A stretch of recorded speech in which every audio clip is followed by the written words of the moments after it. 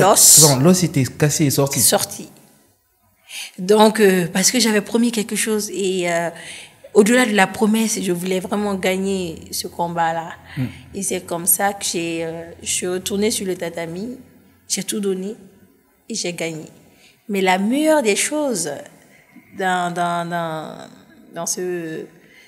cette aventure, c'est que quand j'ai fini, que j'ai gagné, il y a le président Amadou Toumani Touré qui suivait tous les combats, que ce soit l'art martiaux, que ce soit le football, que ce soit le karaté ou autre, quelle que soit la discipline, il suivait de près les résultats du Mali. Okay. Et quand on lui a dit, bon, enfin, on a une médaille d'or, il y a une Malienne qui a eu une médaille d'or, mais automatiquement... Tu étais la première? Oui. Non, de toute l'histoire du Mali, je veux dire. Oui, j'étais la première de toute l'histoire du Mali. Wow. J'étais la première de toute l'histoire du Mali. Et Amadou Toumani Touré a appelé, il y avait le représentant du ministère, voilà, qui...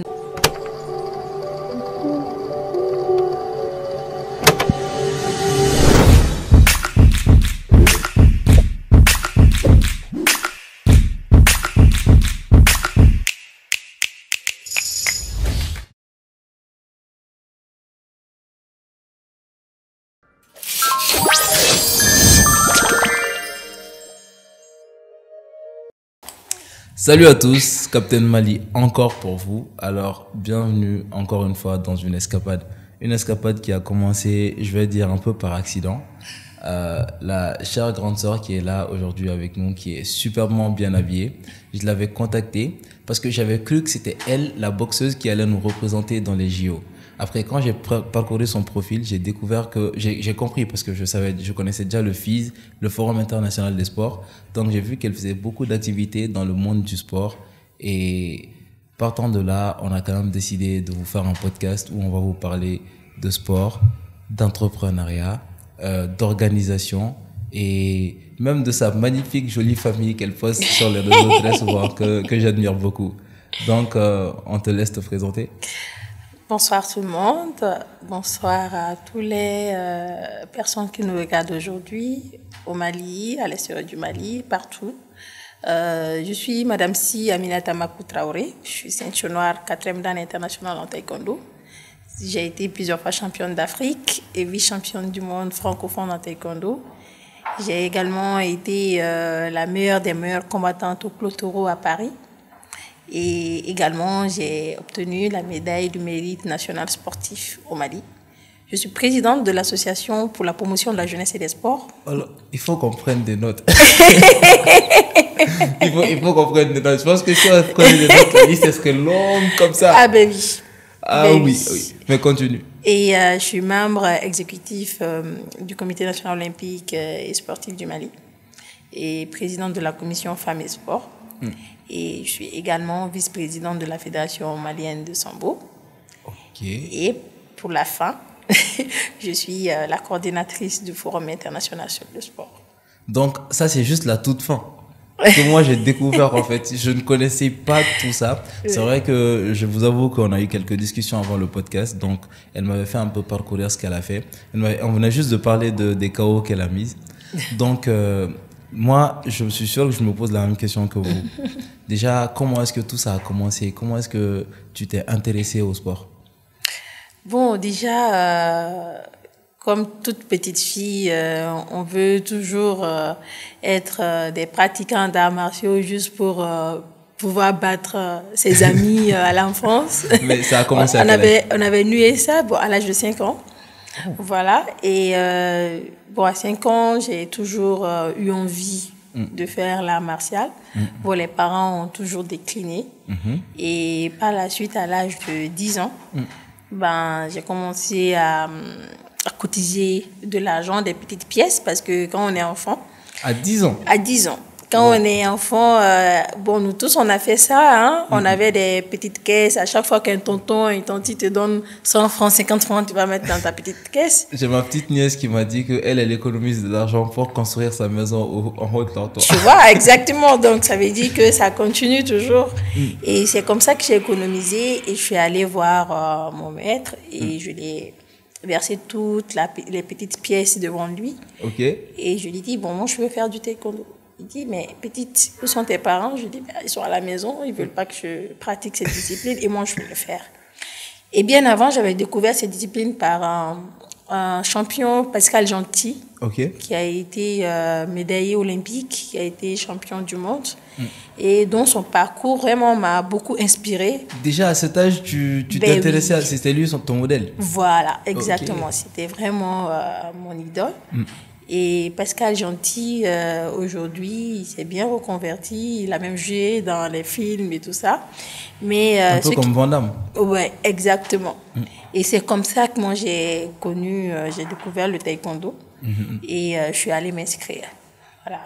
Donc, quand je suis allée voir le maître, comme je vous ai dit, il était vraiment étonné de me voir voilà, avec toutes ces petites pièces. Même moi, je suis étonné d'entendre ça. Il disait, bon, viens. Bon, moi, je vais t'inscrire moi-même. Et tu vas juste aller dire à tes parents de t'acheter une tenue. Et c'est comme ça que je suis allée voir mon papa parce que, tu sais, l'amour qu'il y a entre une fille et son papa, c'est plus facile que de dire à sa maman. D'aller dire à la maman. Oui. Donc, lui, il m'a aidé. Là, il m'a acheté la tenue et je me cachais pour aller faire du sport. Il disait à ma maman, je l'envoie acheter de l'herbe pour les moutons parce qu'on avait des moutons chez nous. C'était une passion pour mon papa. Et voilà, moi, je partais m'entraîner. Et en venant, lui, il va acheter les herbes, il va mettre devant la porte. Moi, en venant, je prends juste l'herbe, je rentre avec. C'était un complot entre vous, en fait. C'était un complot entre nous. Et c'est comme ça que je me suis entraînée jusqu'au jour où la fédération a décidé de venir voir ma maman pour dire que voilà, on a découvert une petite dans une salle. Voilà, c'est ta fille et on aimerait l'amener au Sénégal pour un championnat. Ça, c'était en quelle année? Ça, c'était en 2003. Donc, tu as fait combien d'années de pratique en tout? Avant d'aller au Sénégal, tu as fait combien d'années? Avant d'aller au Sénégal, non, même pas un an, parce que ce que je t'ai pas raconté, c'est que quand je m'entraînais 2 mois, il y a eu un passage de grade, parce que moi, dans toute chose que je faisais depuis que j'étais petite, je le prends au sérieux, je suis à fond, voilà, je suis à fond dedans. Et je venais avant tout le monde et je partais avant tout le monde. Donc, du coup, quand j'ai fait 2 mois de pratique, après tout le monde, pardon, quand j'ai fait 2 mois de pratique, et le maître a dit, mais tiens, je sais que, voilà, tu n'as pas fait 3 mois d'entraînement parce que c'est 3 mois après, tu passes en ceinture jaune. C'est vrai. Ben, je vais anticiper pour toi, je vais te mettre avec les autres.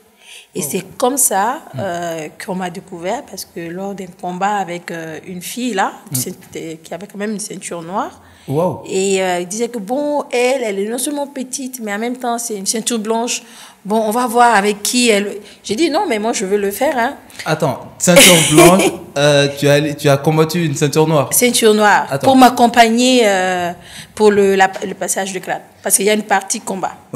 Et c'est là où vraiment je me suis défoulée sur la fille. Attends, dis-moi que la fille t'a quand même laissé un peu gagner. Elle n'était pas à 100%. Mais non. Elle n'était pas à 100%. Elle était à 100%, je t'ai dit. Parce que tu sais, tu es pratiquant. Quand tu t'entraînes avec quelqu'un et il commence à te mener, bah, l'envie... Surtout un nouveau. Voilà, un nouveau. L'envie te revient, voilà, tu veux le corriger. Tu vois? J'envoie un petit disclaimer à mon ops principal. Il est dans ma salle, il s'appelle So. C'est-à-dire que notre premier sparring, à chaque fois quand j'allais à la salle, vu que je faisais d'autres entraînements à côté, il était en mode donnez-le-moi. Il m'appelait Vegeta, donnez-le-moi tout le temps. Et première seconde, il me rentre dedans, gros, je vois rien.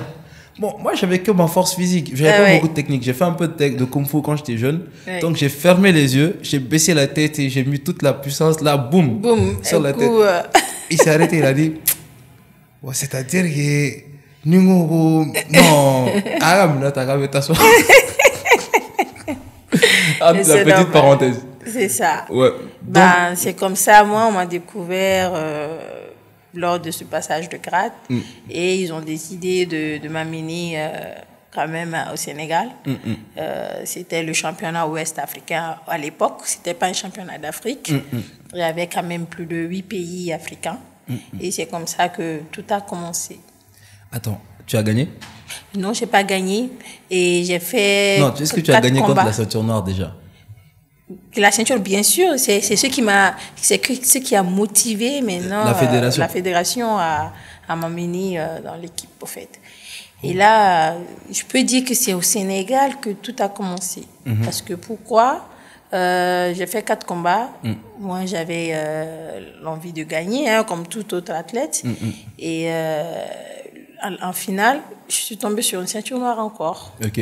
Et qui avait beaucoup plus d'expérience que moi et qui avait duré dans le taekwondo logiquement parce que moi, j'étais ceinture jaune, on m'a juste attaché la ceinture noire pour aller combattre. Wow. Donc, elle a gagné et c'est là où je me suis dit, mais moi, il faut que je m'entraîne davantage parce que je veux le podium, c'est-à-dire la première place. Ok. Et quand je vais revenir au Mali, c'est là où il faut que je me donne à fond pour que je puisse avoir des gros titres et tout ça. Et c'est comme ça que l'idée commençait à venir. Mais quand on est jeune, quand on perd ce genre de compétition, c'est un peu dur. Comment toi, c'est un peu dur. Moi, j'ai fait 2 jours, je pleurais, je mangeais pas assez parce que moi, en réalité, hein, comme toute autre personne, mais pour moi, c'est encore exagéré, j'aime pas perdre. Même dans l'amusement, j'aime pas perdre. Donc, du coup, à chaque fois qu'on me bat au combat, j'étais vraiment hors de moi. Et en pensant à ça pendant les entraînements, je redouble d'efforts. Je dis, bon, si tu veux pas perdre et que tu veux pas être dans cet état, donne-toi à fond, en fait, dans l'entraînement. Oh. Et c'est comme ça que, voilà. Mais je me dis, ce qui est important également pour un athlète, c'est d'avoir un bon coach. Ok. Et aujourd'hui, le rôle de coach n'est pas assez compris, je peux dire, au Mali ou en Afrique. Le coach, c'est comme un père. Moi, je le vois comme ça. Le coach, c'est quelqu'un qui te soutient, qui t'accompagne dans la vie de tous les jours. Le coach, c'est pas seulement quelqu'un qui t'entraîne dans la salle et qui voit, voilà, est-ce que tu es bon, est-ce que cette technique n'est pas bonne, voilà. Il y a un accompagnement psychologique. Voilà, il te laisse aller. Il y a tout un accompagnement psychologique, physique et mental. Mais en même temps, ça part au-delà de ça. Parce que moi, mon coach, j'ai eu la chance d'avoir un bon coach qui me suivait même à l'école. C'est-à-dire que il regardait mes notes. S'il voit que voilà, ça commence à descendre, bon, on va arrêter les entraînements pendant 2-3 jours, il faut te mettre à niveau. Bon, comme il sait que j'aime beaucoup les entraînements de taekwondo. Donc tu vas aller encore plus bosser à l'école pour pouvoir m'entraîner. Wow. Tu vois? Et ce coach également, à chaque fin d'entraînement, il nous donnait des conseils. En tant que femme, fais ci. En tant que femme, fais ça. En tant qu'homme, fais ci. Il faut être honnête, il faut être humble, il faut être discipliné, il faut respecter les aînés. Donc, ce sont ces multiples conseils vraiment qui nous ont aidés vraiment même dans la vie courante de tous les jours. Mais ton coach, il s'appelle comment? Il s'appelle Gaussou Soumari, on l'appelle Mafa. On peut lui passer une petite salutation. Voilà. Il est toujours coach de taekwondo? Il est toujours coach de taekwondo, mais il est au Canada. Ok, d'accord. Voilà, il a une salle de sport de taekwondo là-bas. Wow. Il entraîne les enfants. Lui, sa spécialité, c'est d'entraîner les enfants depuis les bas âges jusqu'à leur maturité. Wow. Et vraiment, c'est quelqu'un qui a beaucoup compté dans ma vie. Enfin, si tu pars sur ma page aujourd'hui, tu verras que j'ai même publié ce matin sur lui. Ah oui? Oui, parce que c'est important d'être reconnaissant envers des gens qui t'ont aidé, qui sont pris par la main. Voilà. Pour te guider dans beaucoup de choses. Exactement. Mais dis-moi, est-ce qu'il y avait beaucoup de garçons dans votre salle? Oui, il y en avait. Il y avait plus de femmes, il y avait autant de femmes que de garçons ou il y avait que toi? Avec lui, il y avait autant de femmes que de garçons parce que les parents d'élèves avaient confiance en lui. Donc, à chaque fois qu'on reçoit des nouveaux élèves, et que ce soit des filles comme garçons, ils duraient avec lui parce que les parents savent qu'au-delà du taekwondo, il a autre chose à inculquer voilà, aux enfants. Donc, c'est pour cela qu'il y avait autant de filles comme de garçons avec lui. Mais tu n'as jamais souffert de la différence filles-garçons à la salle? Vous n'avez jamais senti ça entre vous? Je ne l'ai jamais senti à la salle parce que moi, je compétis, bon, pas compétis, mais je faisais des combats tests avec des garçons dans la salle. Donc, lui, il n'avait pas de problème par rapport à ça. Mais je l'ai beaucoup plus subi en tant que dirigeante. Ça, on va y venir. Voilà. Ça, on va y venir. C'est ça. Donc, très jeune, tu t'es retrouvé à combattre au Sénégal, très jeune à être confronté à un podium international, sous-régional, on va dire. Exactement. Et quelle a été la suite? Parce que je sais que il y a tout un aspect. En pratiquant, c'est une interface de la chose. Mais un dirigeant, un coach, un président de fédération, c'est tout autre chose. Oui. Donc, comment s'est passée la transition?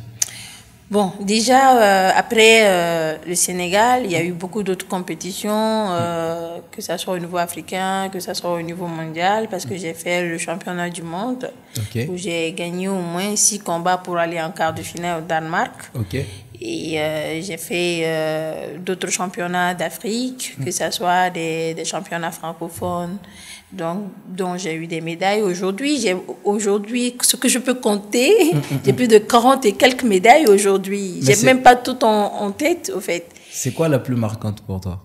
C'est les Jeux africains. Ça, c'était en quelle année? En 2011. En 2011? Oui. Ok. Parce que en 2011, on était plus de 100 et quelques athlètes dans toutes disciplines confondues. Et presque toutes les disciplines n'avaient pas de médaille parce qu'ils ont tous perdu.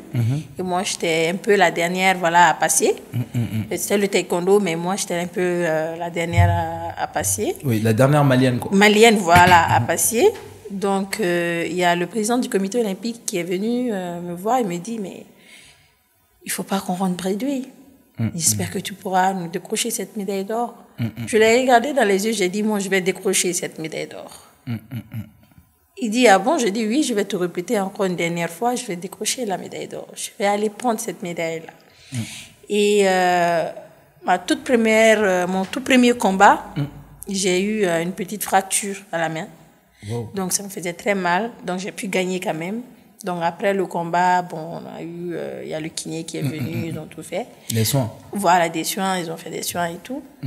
Donc, après, quelques combats après, pour écouter, quelques combats après, c'était au moins mon 5e combat, oui. La même journée? Dans la même journée, oui. Des combats de combien de temps? C'était de 2 fois 3 fois 2 minutes.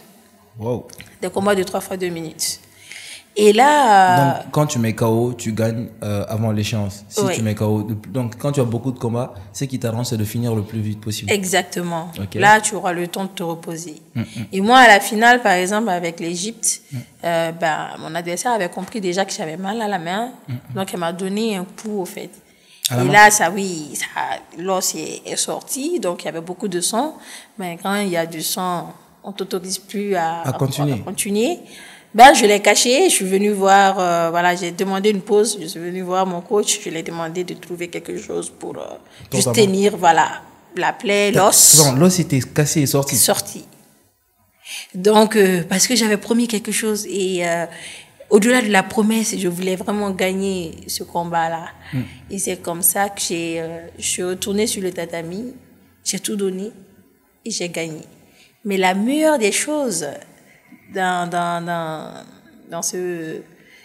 cette aventure, c'est que quand j'ai fini, que j'ai gagné, il y a le président Amadou Toumani Touré qui suivait tous les combats, que ce soit l'art martiaux, que ce soit le football, que ce soit le karaté ou autre, quelle que soit la discipline, il suivait de près les résultats du Mali. Et quand on lui a dit, bon, enfin on a une médaille d'or, il y a une Malienne qui a eu une médaille d'or, mais automatiquement... Tu étais la première? Oui. Non, de toute l'histoire du Mali, je veux dire. Oui, j'étais la première de toute l'histoire du Mali.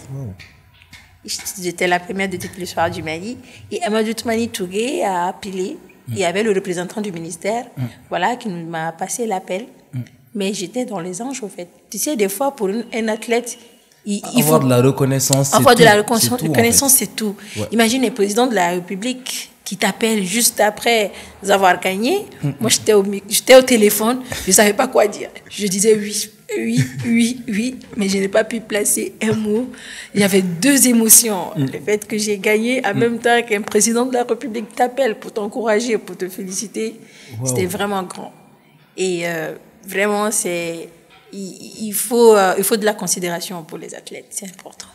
La famille, je suis encore content de ne pas préparer de questions avant les podcasts, de ne pas faire de discussion au préalable, parce que ça, je le découvre en même temps que vous. Moi, je suis complètement retourné. Gagner avec une main fracturée, pendant que Cédric Doumbé faire à cause d'une épine. Bon, j'aime beaucoup Cédric, ça c'est un cas spécial. Mais bon, c'est vraiment spécial ça, ce que moi j'entends là. Exactement. Wow. Et c'était pas tout, parce que quand le président... après, il a envoyé une demande, pas une demande, mais il a demandé à la fédération de voir qu'est-ce qu'il peut faire pour moi. Mais je lui ai dit, j'aimerais bien que vous payiez mes études. Okay. Il dit, mais c'est pas commun. D'autres auraient dit, je veux une voiture, je veux de l'argent, une je maison. veux ci, une maison. Oui. Mais toi, tu veux qu'on te paye tes études? Bah, j'ai dit oui. Je veux qu'on me paye mes études. Et c'est là, il a pris l'engagement, il a payé toutes mes études. Wow. Et Mais tu as étudié quoi? Moi, j'ai fait l'audit et contrôle de gestion. Mais après, j'ai fait marketing, communication. Ok. Et j'ai fait management de sport. Et comment est-ce que tu as tu as le temps déjà de manager tout ça? Comment tu fais? Parce que en général, quand on est une femme, la société nous demande beaucoup plus de tâches ménagères et beaucoup plus d'extra-tâches scolaires, de tâches extrascolaires que les garçons. Ben Mais oui. comment tu gères tout ça? Mais dans toute chose, il faut de l'accompagnement et il faut de la planification. Et moi, j'étais quelqu'un qui était très structuré dans sa vie depuis le bas âge. Toute ma vie se résumait au sport et aux études.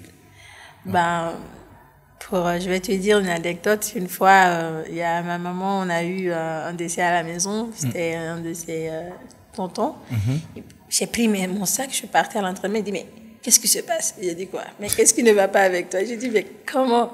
Mais on a un décès. Et tu veux Tu aller sais, à toute la l'entraînement. journée et tu veux aller à l'entraînement. J'ai dit, mais maman, il y a déjà eu le décès. Toi, tu ne peux rien faire Moi, pour je ça. peux plus rien faire. Mais c'est là où elle me dit que vraiment, c'est comme de la drogue, au fait. Tu sais, un athlète doit être complet, c'est vrai, mais un athlète doit avoir des objectifs C'est vrai. vraiment bien calés. C'est vrai. C'est vrai que beaucoup de gens vont dire que tu n'es pas sociable, on te voit pas dans beaucoup de choses, mais parce que tu as un objectif à atteindre.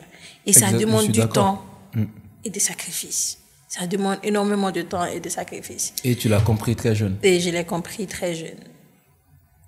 Franchement, il y a rien à dire. Moi, je te dis bravo et félicitations. C'est peu commun un tel parcours. Merci. Mais tu as mis combien de KO jusqu'à... Est-ce que tu continues de combattre là actuellement? Non, je m'entraîne de temps en temps parce que maintenant, avec les responsabilités familiales et puis professionnelles, j'ai plus le temps de m'entraîner comme il faut. Mais de temps en temps, je pars en salle, je partage mon expérience avec les jeunes et tout. Et si j'ai l'occasion de faire des petits combats, voilà, avec les jeunes et tout ça en amusement, je le fais. Wow. Mais tu as mis combien de KO donc? Ah, je me souviens pas. En réalité. Parce que déjà, avec le championnat du Mali, avec des compétitions inter-clubs et autres, c'est tout le temps, en fait. Donc, tu peux pas calculer le nombre, en fait, Mais est-ce que tu connais ton nombre de combats, le nombre de combats total que tu as fait? Non plus, c'est parce que c'est tellement, j'ai tellement fait de combats que je m'en souviens pas tout, en fait. Moi, je veux savoir une chose. Qu'est-ce que tu as à dire aux gens qui disent que le sport, ça enlève la féminité d'une femme? Surtout les sports de combat, surtout. Surtout le sport de combat, je leur dirais qu'ils se trompent.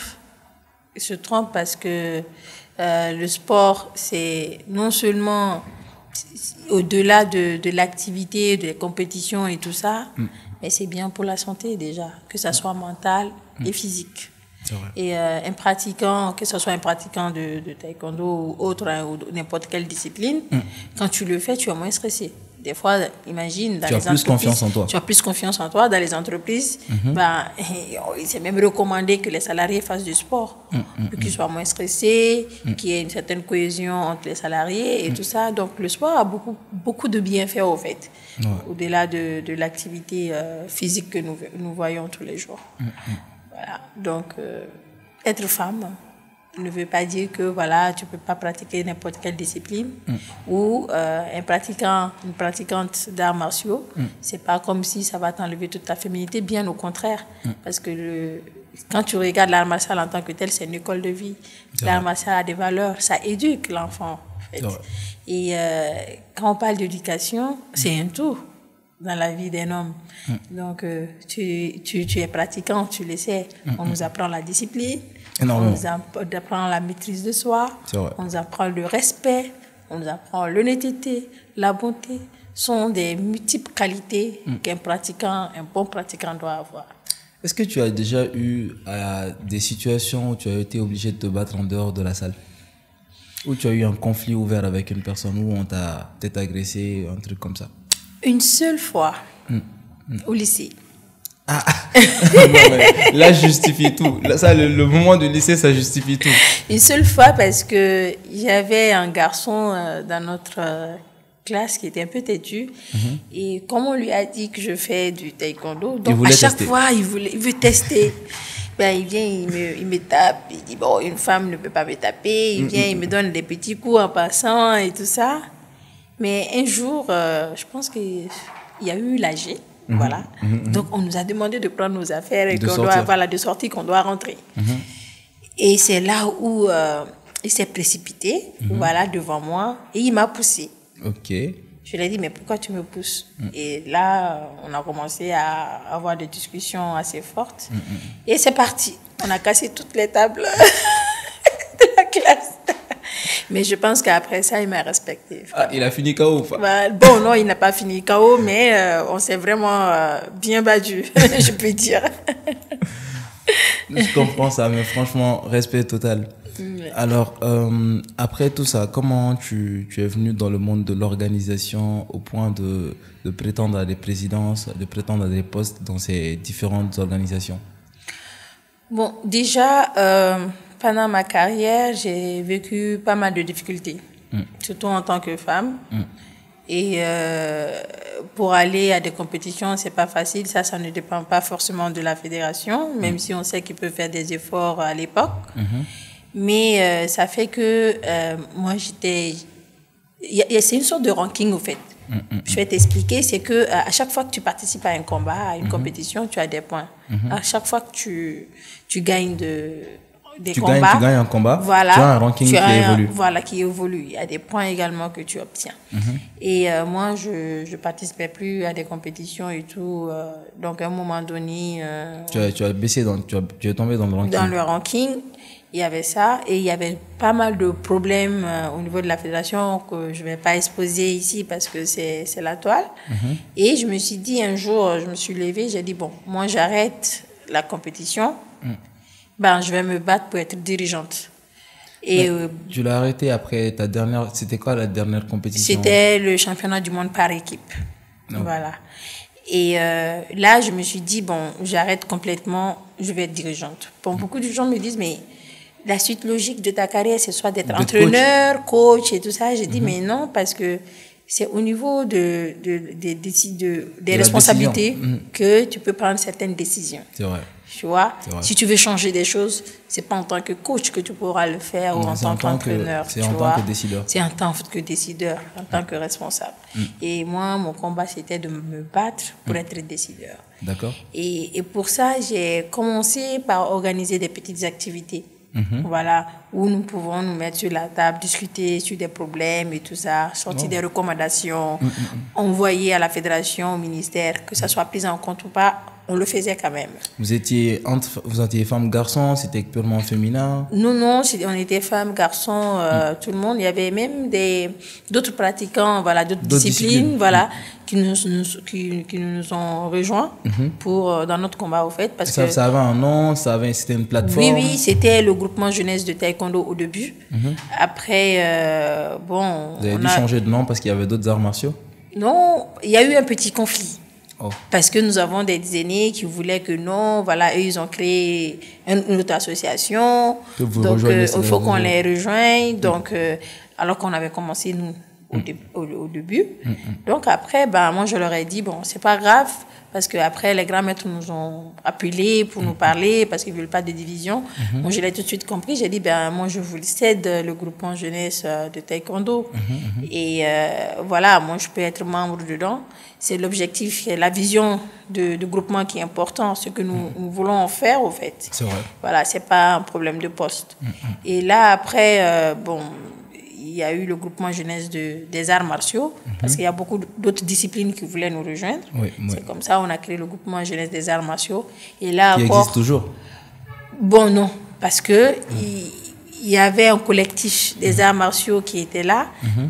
Quand ils ont compris qu'on commençait à faire des activités, que ça commençait à donner, eux aussi se sont plaints. Bon, ce que les gens n'ont pas compris au Mali, bon, moi je connaissais pas leur existence, Mais tout le monde peut faire des choses. Tout le monde. Ouais, Voilà. On n'est pas obligé d'être ennemi parce qu'on fait la même chose. On n'est pas obligé de dire que voilà, pour toi, tu dois arrêter pour toi pour que moi je fasse pour moi, au fait. Ouais. Et nous visons tous la même chose. Ben, une seule personne ne peut rien faire. C'est ensemble qu'on peut changer les choses. Si toi tu le fais, moi je le fais, après notre voix va porter, au fait. C'est comme ça que moi je voyais la chose. Ben après j'ai dit, mais bon, à chaque fois il y a des soucis, je vais créer une association où tous les sports peuvent se retrouver. Et là, personne ne pourra se plaindre, au fait. Donc là, on a créé l'association pour la promotion de la jeunesse et des sports, voilà, qui est composée de jeunes très dynamiques, volontaires surtout, qui sont avec moi. On travaille tous les jours pour l'épanouissement du sport malien. Wow. Et c'est après que je me suis retrouvée au comité olympique, grâce au leadership du président du comité national olympique, parce que lui, il voulait vraiment que les femmes puissent intégrer le comité et en même temps qu'elles puissent être des responsables, des dirigeantes. Qu'elles puissent accéder à des postes de responsabilité. Et surtout une femme qui peut rassembler tout le monde et qui peut encourager la pratique sportive féminine. Et tu avais déjà des associations et l'expérience qu'il fallait. Voilà. Et là, c'est comme ça que j'ai intégré le comité olympique. Mais tout ça a été tellement smooth, il n'y a pas eu de gros revirements et tout. Moi, je respecte ça, en fait. Les choses ont suivi quand même une certaine logique. Exactement. Exactement. Mais qu'est-ce que tu as à dire, par exemple, à une jeune fille qui veut s'entraîner? Parce qu'on a actuellement une jeune femme qui s'appelle Adam Diepkile, qui fait du MMA et du kickboxing, qui nous a représenté en Côte d'Ivoire, qui gagne pas mal. Mais qu'est-ce que tu as à dire à toutes ces jeunes, en fait, qui sont dans le milieu du sport et que je sais que tout peut les décourager en tant que femme au Mali. Donc, si tu as un mot pour elles. Déjà, ce que je vais leur dire, c'est d'être persévérante. Et rien n'est facile, rien ne s'obtient dans la facilité non plus. Et comme ils ont l'habitude de dire, il est très facile d'être champion, mais il est difficile de rester champion. Cela veut dire que ça doit être dans ton quotidien, en fait, que ça soit dans le domaine du sport ou même en dehors, dans toute chose que tu entreprends. Et quand tu commences à évoluer, il y aura toujours des difficultés. Mais ce qui est important, c'est de rester focalisé sur son objectif. C'est très important. C'est-à-dire comment je vais arriver là, quelle qu'en soit la route que tu vas prendre là, voilà, il faudra arriver à destination. Et pour ça, il faudra rester focalisé sur ton objectif pour arriver à destination. Et en tant que femme, dans le domaine sportif, nous rencontrons beaucoup de problèmes. Et les gens n'en parlent pas assez. Il y a des problèmes de harcèlement, il y a des problèmes d'abus, il y a des problèmes même d'insubordination. Il y a beaucoup de problèmes. Et liés uniquement au fait que vous soyez une femme. Une femme. Donc, je me dis qu'il faut que les femmes s'impliquent, qu'elles soient ensemble, en fait. Parce que les gens ont l'habitude de dire, et c'est vrai, c'est une réalité, l'ennemi de la femme, c'est la femme. Parce que quand une femme veut prétendre à arriver à un certain niveau, tu vas voir que c'est d'autres femmes qui la bloquent, qui font tout pour qu'elle n'arrive pas à destination, en fait. Et c'est qu'elles oublient, au fait. Cette femme, quand elle va arriver, mais elle va prendre avec elle toutes les femmes automatiquement. Exactement, toutes les femmes. Et elle va se battre pour la cause des femmes. Quand tu viens parler d'un problème de femme à un homme, à un certain niveau de gestion, mais ça sera moins sensible qu'une femme, en fait. Parce qu'elle, peut-être qu'elle est passée par là, ou un ami ou une connaissance, au moins où elle aurait entendu. C'est vrai. Tu vois, et elle sera beaucoup plus sensible à ce problème. Mais si les femmes même se battent pour que les hommes viennent à ces niveaux de responsabilité, c'est compliqué. Ok, on a eu un petit cut et on est toujours dans le studio Creative Team. On est avec Makou Si. Bon, Madame Si, Makou Traoré. Oui. Moi, j'ai toujours cru que ton nom de famille était Si aussi, comme ton mari. Oui, parce que c'est ma fille qui m'appelle Makou Si. Finalement, tout le monde m'appelle Makou Si. Alors, on parlait de tout ce qu'elle a fait, de tout ce qu'elle a fait comme œuvre dans le sport. Et on a fait la transition vers tout ce qui est organisation, tout ce qui est, on va dire, comité. Et quels ont été les défis que tu as rencontrés, par exemple, dans le comité olympique? Bon, au début, c'était très difficile parce que beaucoup de fédérations n'avaient pas de commission féminine. Il fallait identifier ces fédérations-là et de mettre en place les commissions féminines. C'est toi qui as dû faire ça? Oui. Okay. Il y en a, ça existait, mais d'autres, on a vraiment poussé pour que ça se fasse. Voilà. Et surtout, le gros problème, c'était le fait que certains présidents comprennent que on n'était pas en train d'encourager les femmes pour aller chercher des places des hommes et tout ça. C'était vraiment pour que les femmes soient beaucoup plus représentées et qu'elles soient accompagnées. C'était important. Ouais. Il y avait ça et il y avait le fait que également il y avait moins d'activités féminines voilà, dans ces disciplines-là, c'est-à-dire des activités dédiées aux femmes, en fait. Donc ça également, on le faisait. Vous avez créé quel type d'activité, par exemple? Le parcours des Yéléni, qui est quand même un cadre de réflexion sur certains sujets problématiques dans le domaine du sport. On parle de leadership féminin, on parle de harcèlement, d'abus. Et voilà, il y avait beaucoup d'autres sujets sur lesquels, voilà, thématiques sur lesquelles on aborde. Mais surtout, la partie la plus intéressante, c'est la partie témoignage. Okay. On avait un volet témoignage qui reste confidentiel, mais qui était important parce que tu entends de ces histoires avec les athlètes femmes. Tu t'entendais voilà, pas. Auxquelles tu t'entendais pas du tout. Et c'est là où tu vas comprendre toute la souffrance des femmes sportives, au fait. Parce qu'il y en a qui se lâchent réellement, qui parlent de leur vécu, tout ce qu'elles ont subi. Et c'est vraiment des choses, des moments sur lesquels nous, on prête oreille pour remonter les informations dans l'anonymat. Okay. Et voilà. Quelles sont les actions que vous entreprenez après cela?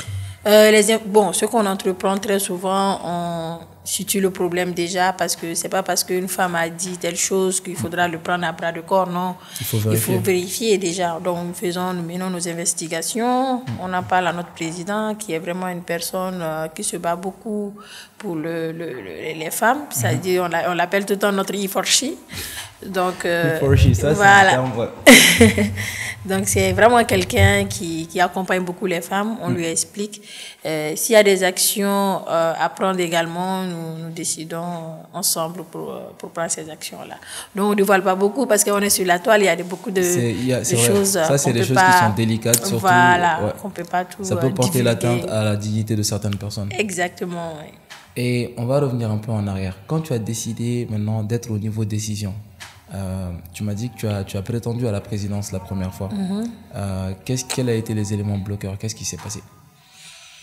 Bon, tu sais, quand pour la première fois, moi, j'ai voulu candidater pour le poste de président de la Fédération malienne de taekwondo, j'ai été beaucoup incomprise, au fait.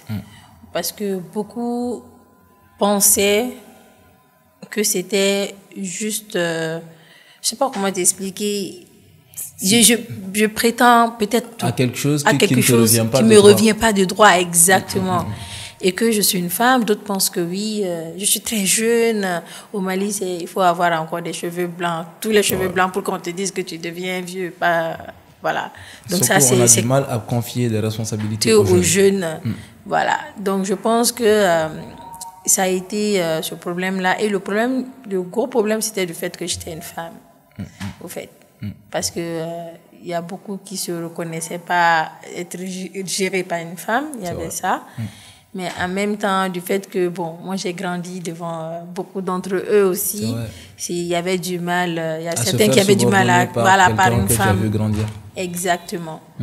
Donc, je pense qu'il y a eu beaucoup de problèmes que je ne vais pas toujours parler sur la toile parce que ça peut amener d'autres problèmes. Mais ce qu'on peut tirer de tout ça, quand tu penses aujourd'hui, te présenter pour un poste, peut-être que la personne qui est là-bas te prend automatiquement comme un ennemi. Les gens ne parviennent pas à faire le distinguo, en fait. Donc ça, c'est quand même mal. Parce que c'est pas parce que je suis à ce poste-là et cette personne veut te concurrencer, on peut dire, que c'est automatiquement ton ennemi, mais pas du tout. Mais par rapport à ça, est-ce que c'est un poste où vous votez? Oui. Quels sont les votants? Qui sont les votants? En réalité, chez nous, ça fait des années qu'il n'y a pas eu d'élection. C'est surtout par consensus. Ok. Bon, tu connais l'art martial, c'est un peu différent des autres disciplines. Bon, c'est pas la même. Il y a beaucoup de respect, il y a beaucoup de codes, il y a beaucoup d'éthique à suivre. Qu'il faudra suivre également. Donc, ça fait que, voilà, il n'y a pas d'élection en tant que telle. Les gens ne veulent pas se confronter par le biais des élections, c'est bien ça? Oui. Parce que, bon, il y a un comité des sages également qui est là, qui nous donne un peu le ton pour qu'il n'y ait pas de problème. Parce que ce comité-là, ils ont peur vraiment que le taekwondo soit divisé et ça, c'est compréhensible. Et c'est pour cela qu'ils ont peur des élections. Et les élections, normalement, la façon dont ça se passe, c'est que c'est les associations communales qui votent avec les ligues. Voilà, qui donnent des délégués et lors du congrès, c'est eux qui sont des votants. Mais quel est le niveau de pratique du taekwondo par rapport aux autres arts martiaux au Mali? Bon, je dirais que ça a beaucoup chuté. Ça a beaucoup chuté. Il y a eu un moment, la période où Daba Modibo Keïta a été double champion du monde. Mais le taekwondo, les autres disciplines nous enviaient, au fait. Parce qu'après le football, on parlait même plus de basket, on parlait de taekwondo. Il y avait beaucoup de gens qui embrassaient cette discipline. Bon, par la suite, qui se sont découragés. Et aujourd'hui, le taekwondo va de plus mal. Mais je veux dire, est-ce que tu penses qu'il y a plus de pratiquants de taekwondo que de kung-fu, par exemple? Est-ce que vous avez ces chiffres-là? Non, on n'en a pas. On a des salles qui sont recensées aujourd'hui. On peut dire on peut donner le nombre de salles que le taekwondo a au Mali. Il y en a combien? Tu as ça en tête? Bon, en tête, non, parce que déjà, ils ont fait de telle sorte qu'il y a des salles mères et il y a des salles affiliées. Ok. Donc, voilà. Ah, ça, c'est vrai que le calcul devient un peu difficile. Difficile, voilà. Donc, ça veut dire que en fait, tous les arts martiaux ne sont pas complètement fédérés, c'est bien ça? Ouais. Mais et la fédération de sambo? Comment est-ce que tu as intégré ça? La fédération de sambo, de la fédération? La vice-présidente. Ok, d'accord. Le sambo également, il y a eu beaucoup de problèmes au début quand j'accompagnais parce que il y avait quand même une femme qui a amené le sambo au Mali. D'accord. Voilà, mais qui n'a jamais pratiqué. Ah oui. Mais qui a aimé cette discipline et qui a eu l'opportunité d'amener cette discipline au Mali, elle a foncé. Bon, pour ne pas encore rentrer dans trop de détails, parce que les détails, il y a le diable dans les détails, voilà, moi je n'aime pas trop les problèmes. Et on voulait la récupérer à un moment donné, cette discipline-là. Et j'avais une sœur à l'époque qui m'a contactée. Et c'est là où je me suis battue. Parce que, comme tu sais, la cause de femme m'interpelle automatiquement. Ça se voit. Voilà. Donc, on s'est battu. Elle a pu avoir, entre guillemets... Gain de cause. Voilà, gain de cause. Et là, il y a eu le congrès. Bon, elle m'a proposé de rentrer dans le sambo. Bon, j'ai dit que non, parce que je ne l'ai pas fait pour ça. C'est pour l'accompagner. Et j'étais déjà dans une autre fédération. J'étais dans la fédération de taekwondo. J'étais secrétaire marketing et relations extérieures. Super.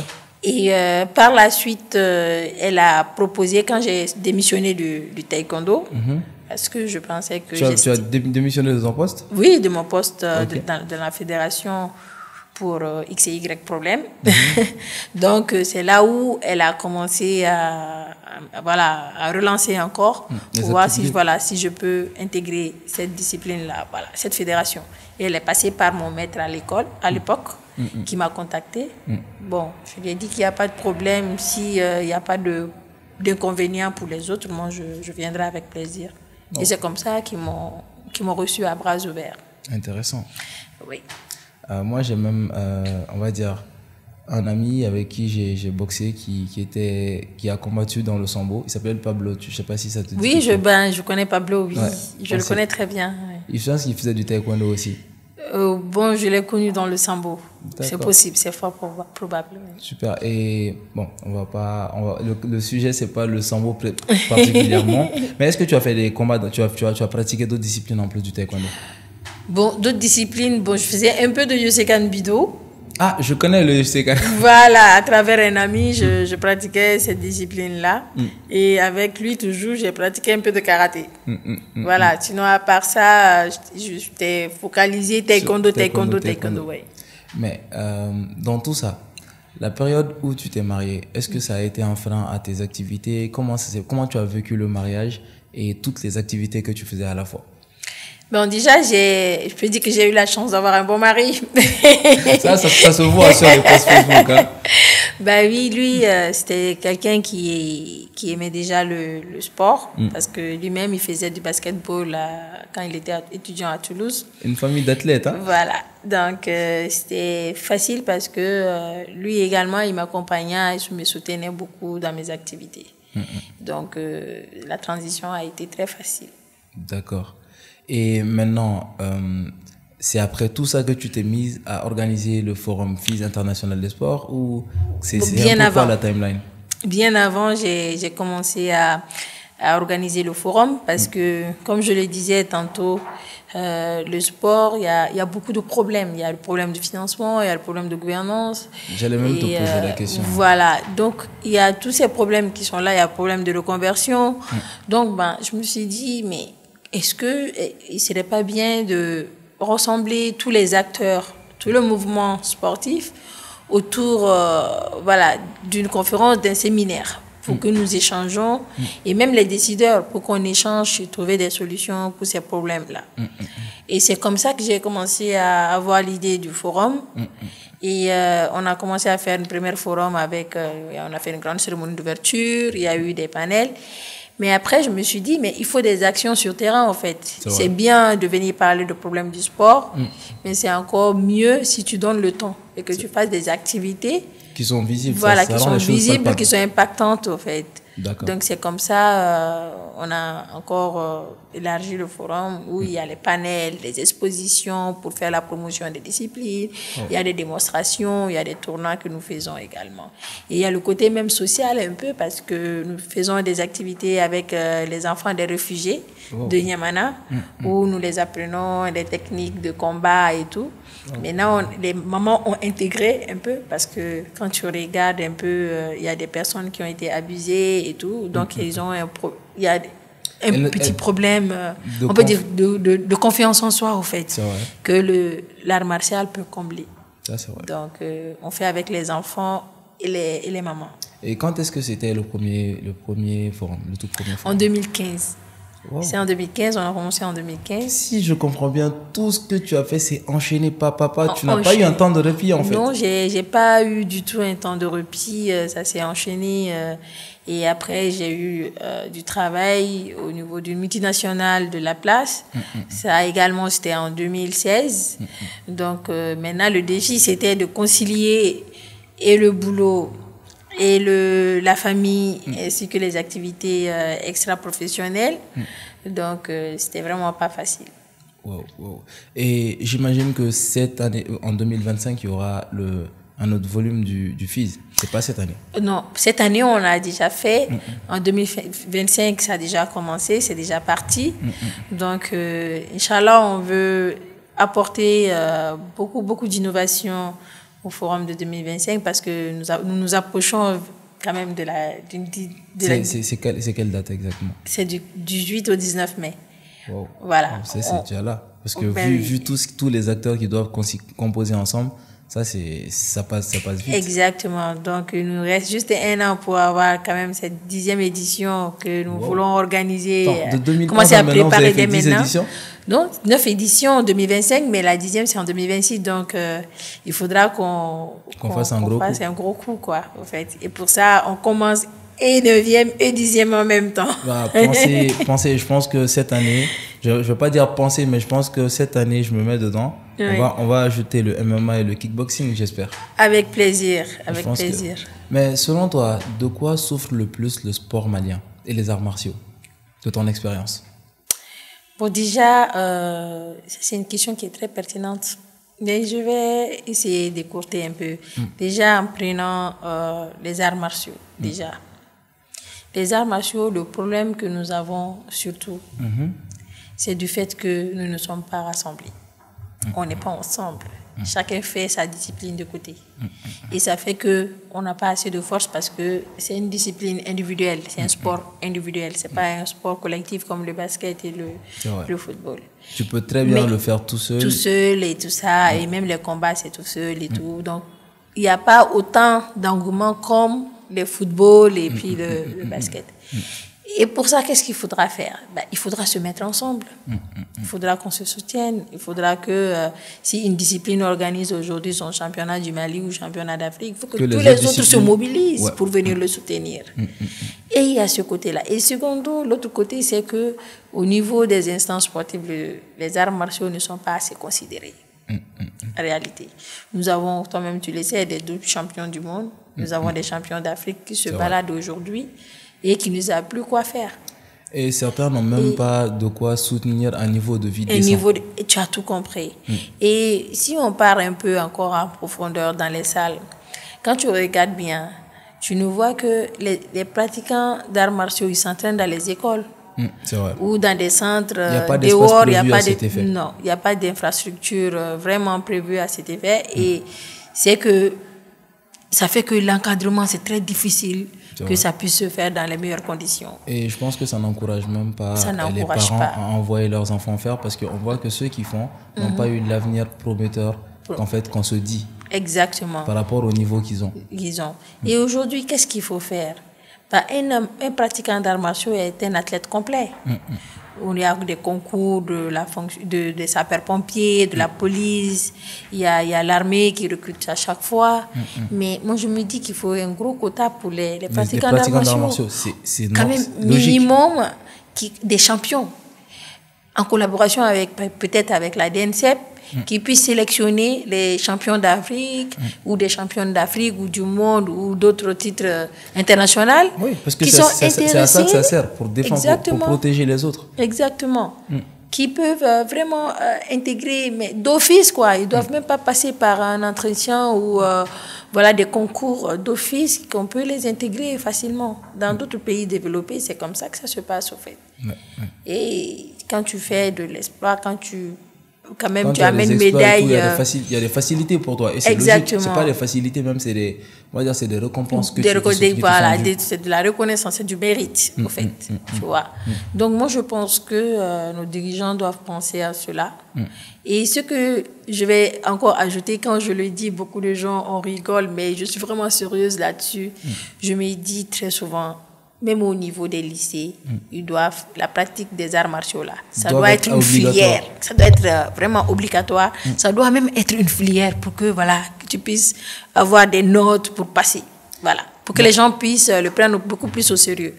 Parce que la pratique des arts martiaux, déjà, c'est une école à part. C'est vrai. Et nos enfants, nos jeunes d'aujourd'hui, on sait très bien le niveau d'éducation qu'ils ont également. C'est vrai. Et c'est des dirigeants de demain. C'est vrai. C'est des dirigeants, des responsables de demain. Et pour cela, nous devons avoir un certain niveau d'éducation et c'est très important. En Corée, par exemple, tout le monde fait du taekwondo. Pour passer à la fonction publique, tu fais du taekwondo d'abord. Pour passer n'importe quel truc, tu fais du taekwondo. En Chine, on sait, les arts martiaux en Chine, Japon, ça provient de là. Mais ce sont des personnes qui sont des citoyens vraiment modèles. Ils sont des citoyens modèles. Et il y a un gros impact. Ça, c'est grandement causé par les arts martiaux. Voilà. Parce que, au-delà de l'activité physique, tout ce qu'on t'apprend, c'est ce qui va t'aider après dans ta vie de tous les jours. Tu vois? Et c'est très important, les valeurs du taekwondo. Que ça soit taekwondo ou arts martiaux, il faut ça, au fait. Et moi, si jamais je deviens ministre de l'Éducation, attendez-vous à avoir,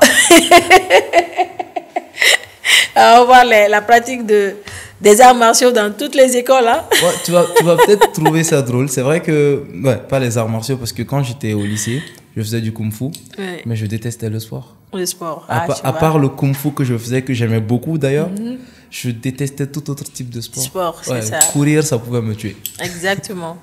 Mais c'est très important, effectivement. Et il y a un aspect que les gens ne mentionnent pas souvent. C'est vrai qu'on dit sport égale confiance en soi, ou sport induit confiance en soi. Mais moi, il y a un truc que je reproche très souvent aux athlètes maliens.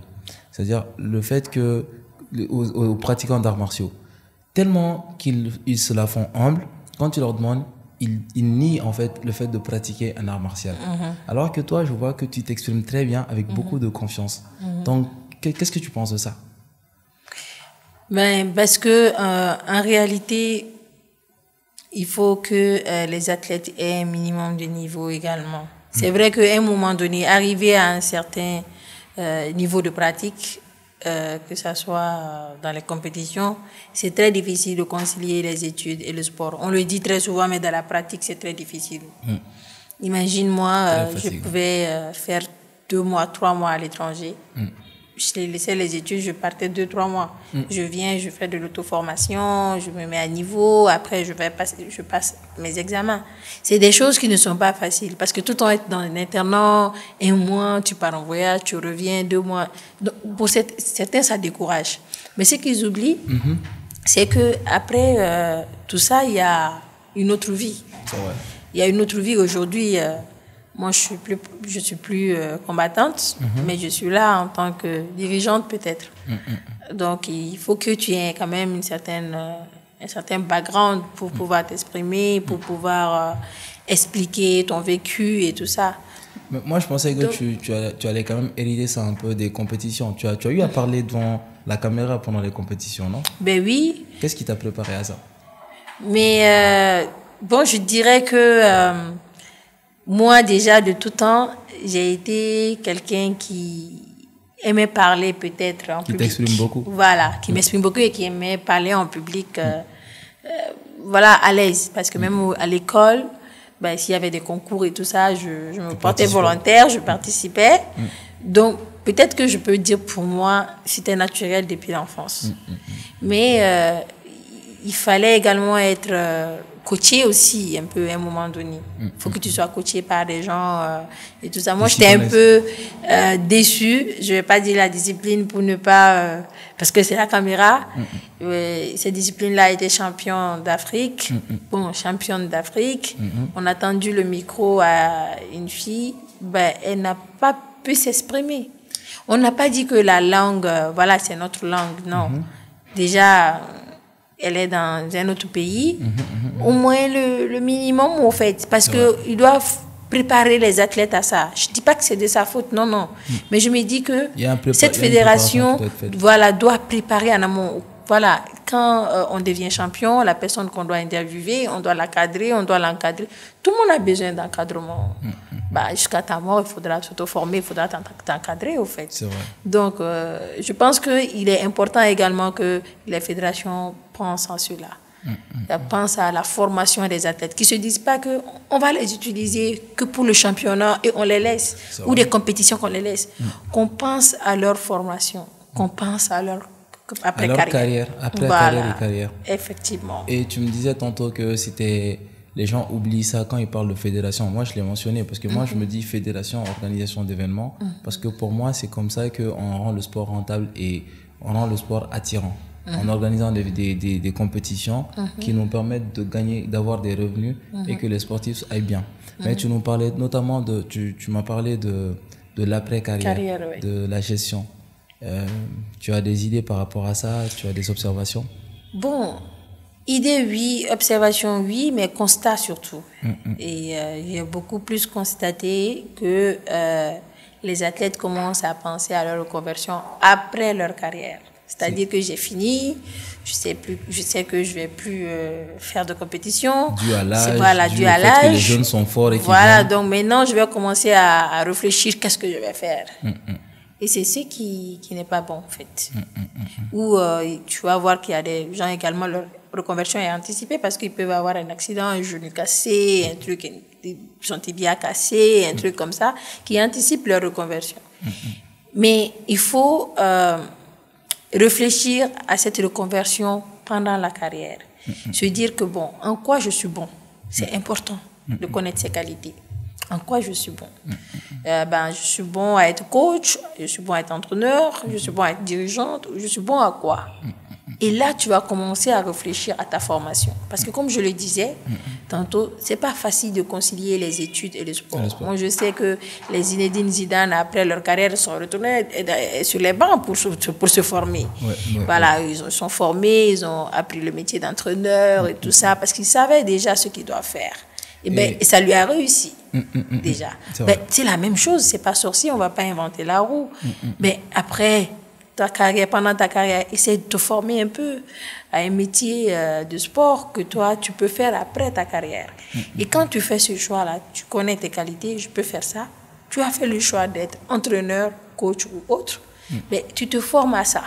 Et c'est pas forcément également que tu te reconvertisses dans une discipline sportive. Je connais Seydou Keita à une usine. Ben, c'est pas forcément dans le sport. Est-ce que ça, c'est pas un peu un exemple décousu? Parce que après, quand tu as une carrière de footballeur, après ta carrière, tu as quand même plusieurs millions. Ben oui, mais quand cela ne tienne, moi aujourd'hui, je suis entrepreneur. J'ai ma boîte, j'ai mon entreprise. On allait y venir. Voilà, donc du coup, je me suis pas reconvertie dans le sport. J'ai pas une salle de sport, mais j'ai une autre entreprise qui fait autre activité que le sport aujourd'hui. Malgré que je fais des activités sportives, ça c'est ma passion, ça c'est de venir en aide aux autres sportifs. Donc il y a Yannick Noah qui a complètement viré, qui a été chanteur, de tennisman, il est devenu artiste, tu vois. Donc ça veut pas dire qu'il faudra te reconvertir dans un métier de sport, mais que tu puisses découvrir toi-même ton potentiel. Quelque chose que tu peux faire au-delà du sport, parce que c'est un temps limité dans la vie d'une personne. Exactement, surtout les femmes. Et en plus de sport professionnel. Surtout. Donc c'est ce qui manque beaucoup plus à nos athlètes, mais nos athlètes également, ils n'ont pas d'autres débouchés quand tu regardes. Moi, j'aurais bien aimé avoir l'Agence nationale de développement du sport qui peut accompagner les initiatives sportives. C'est-à-dire quelqu'un a des projets qui cherche des financements, qui puisse se porter garant pour que cette personne puisse avoir un prêt au niveau de la banque pour faire sa salle, au fait. Et moi-même, je te dirais extra sportif pour les anciens athlètes, en fait. Exactement. Donc, il y a beaucoup de personnes également qui se sont érigées en sport. C'est pour ça que quand tu parles en ville, tu vois beaucoup de gens qui regroupent quelques personnes pour faire du sport, mais c'est pas comme ça. Il faudra que ça soit, c'est pas encadré, il faut que ça soit réglementé, au fait. C'est pas sportif qui veut. C'est vrai. Tu vois, il faudra être formé pour le faire. C'est vrai. Beaucoup de gens entraînent les gens n'importe comment. Ils ont des claquages ou des fois même ils ont des problèmes cardiaques. Quelqu'un qui a un problème cardiaque, tu ne vas pas l'entraîner comme quelqu'un qui n'a rien. Moi, je vois exactement ça. On a une salle de sport en bas là. C'est ça. Et j'ai eu tout type de propositions de gens qui sont persuadés d'être des coachs, qui peuvent enseigner, qui veulent devenir des coachs et tout. Mais moi, j'ai invalidé tout de suite parce que moi, j'ai peut-être pas tout ce côté académique du sport. Mais bon, je suis un peu pointueux sur ce que je fais. Donc, j'ai beaucoup cherché pendant les années où je fais du bodybuilding et là, je fais du MMA. Donc, je comprends exactement ce que tu veux dire. Exactement. Tu vas voir en ville qu'il y a des vieux, des jeunes, tout le monde est ensemble en train de faire la même chose. Et les mêmes nombres de séries, les mêmes nombres de répétitions. Et tout ça. Mais c'est pas normal, au fait. C'est pas normal. Donc, il faudra réglementer ce secteur pour que les vrais acteurs puissent venir. Tu vois, à la charge pour faire cette activité-là. C'est très, très important. Donc, quand même, le sujet de reconversion, c'est important. Il faut que les autorités maliennes réfléchissent là-dessus parce que nous avons beaucoup de jeunes sportifs qui ont été des champions, que ce soit dans les arts martiaux ou d'autres disciplines, quand même, qui ont tout donné pour ce pays-là. Qui ont tout donné pour la patrie, qui ont hissé haut le drapeau malien au niveau international, qui méritent aujourd'hui quand même ne serait-ce qu'une reconnaissance au fait. Parce que la reconnaissance aujourd'hui, c'est quoi? Tu es champion, mais tu n'arrives pas à subvenir à tes besoins.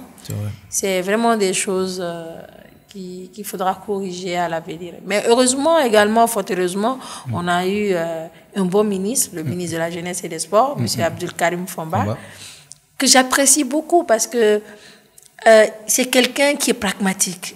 Et le Mali a besoin des ministres comme ça. Bon, je sais que j'ai vu beaucoup de ministres qui sont tous bien, mais ce que j'apprécie à lui, il le dit, le fait. Ça, c'est important. Beaucoup ont dit, mais ça tarde à venir. Les actions n'ont pas suivi. Voilà, les actions n'ont pas suivi, ça tarde à venir. Mais lui, il le dit, le fait, et en plus, il a la volonté vraiment d'accompagner le sport au mieux qu'il peut. Donc moi, je pense que vraiment, il doit être encouragé dans toutes ces initiatives. Parce que cette question de reconversion également, on en a discuté. Et il est en train de réfléchir sur la question. Donc, c'est quand même bien. C'est un bon début. C'est super. Donc, tous nos remerciements et respect envers sa personne. C'est ça. Alors, vu que toi et moi avons en photoshoot tout de suite, C'est ça. ce que je vais faire, c'est que je vais te mettre un coup de pression et je vais mettre un coup de, je vais peut-être mettre l'audience, on va dire, je vais les laisser sur leur faim. Exactement. On va se dire que le prochain podcast, on parle de reconversion et la recherche de ressources pour le sport. Parce que dans le domaine du sport, c'est quelque chose qui est très compliqué. Notamment quand tu as un forum, quand tu organises un événement, le fait de trouver des sponsors, le fait de trouver des accompagnements. Je propose qu'on parle de ça dans le prochain podcast. Exactement. Et si tu as quelque chose à ajouter, on va dire des salutations, un mot de la fin, here is the mic. Bon. J'ai un mot de la fin, mais avant ça, tu as dit un sujet qui est important pour le forum, donc je vais juste prendre quelques secondes pour en parler par rapport à au financement. Oui. C'est vrai que les entreprises maliennes n'ont pas cette culture de financer le sport. Parce que pour eux, quand tu finances le sport, c'est comme si c'est voilà, comme des sacrifices. Ben, il y en a même qui me disent que ben, Makou, tu es courageuse, tu es déterminée, tu es engagée. On le fait à cause de toi, mais bon, nous, on n'est pas trop sport. Mais ceux qui doivent comprendre, le sport, c'est quand même un secteur qui peut te donner beaucoup plus de visibilité que n'importe quel sport. C'est vrai. Je te donne juste un exemple. Tu organises un concert. Pendant le concert, il y a beaucoup de logos parmi tant d'autres. Tu te retrouves parmi beaucoup de gens. Ouais. Mais imagine que tu organises une activité sportive uniquement au nom de ton entreprise. Imagine l'effet que ça fait, la visibilité que ça te donne à toi seul. C'est vrai. Donc, c'est très important. Et sur ce, je ne vais pas aller en profondeur, mais ce que je vais dire, je dirais aux partenaires vraiment d'associer leur image au forum. On en a besoin. On est là pour les sportifs. On les accompagne du mieux qu'on peut. Et notre accompagnement n'est pas seulement financier. Ça peut être en termes d'équipement parce que beaucoup de gens en ont besoin. Et nous faisons des dons d'équipement pendant le forum et tout. Donc, s'ils peuvent nous accompagner, ça sera avec plaisir. Il le faut. Et le mot de la fin, vraiment, je vous remercie de m'avoir donné ce cadre pour m'exprimer. Non, c'est nous voilà, qui te remercions d'être venu. C'est très important parce que j'ai vu mes prédécesseurs, j'ai vu leur interview. C'est très important de donner un cadre quand même à un leader pour exprimer ce qu'elle est en train de faire ou qu'il est en train de faire tous les jours. C'est vrai. Et ça fait que à travers vous, les gens vont nous connaître. À travers vous, les gens pourront s'intéresser plus à nos activités ou même nous accompagner dans notre activité. Je suis même persuadé qu'après ce podcast, il y a plein de plateaux qui vont vous appeler, qui vont s'intéresser à la cause. Donc là, vraiment, on vous remercie pour ça. Et je remercie tous les partenaires qui nous accompagnent davantage. Je ne vais pas donner de nom pour ne pas faire de publicité. Et je remercie toutes les fédérations sportives qui accompagnent le forum du début jusqu'à maintenant. Le ministère des Sports, le Comité national olympique dont je suis membre. Et vraiment, tous les membres de mon association qui m'accompagnent tous les jours. Voilà, pour qu'on puisse réaliser des belles choses dans ce domaine-là. Super. Voilà. Donc, merci à tous. Alors, la famille, moi, je vous annonce qu'on a juste un peu parlé du forum. On va faire un autre podcast, si Makou veut bien. Avec où plaisir. On va parler vraiment plus en profondeur de ce qu'est le forum, comment l'organisation se présente, les partenaires potentiels, les partenaires actuels et beaucoup d'autres choses. Et on va peut-être plus en profondeur avoir le sujet de reconversion sur la table. Super. Alors, sur ce, la famille, je vous souhaite... il est quelle heure? Bon, ça dépend de quand vous voulez l'interview. Je vous souhaite une bonne fin de journée. Merci. Allez.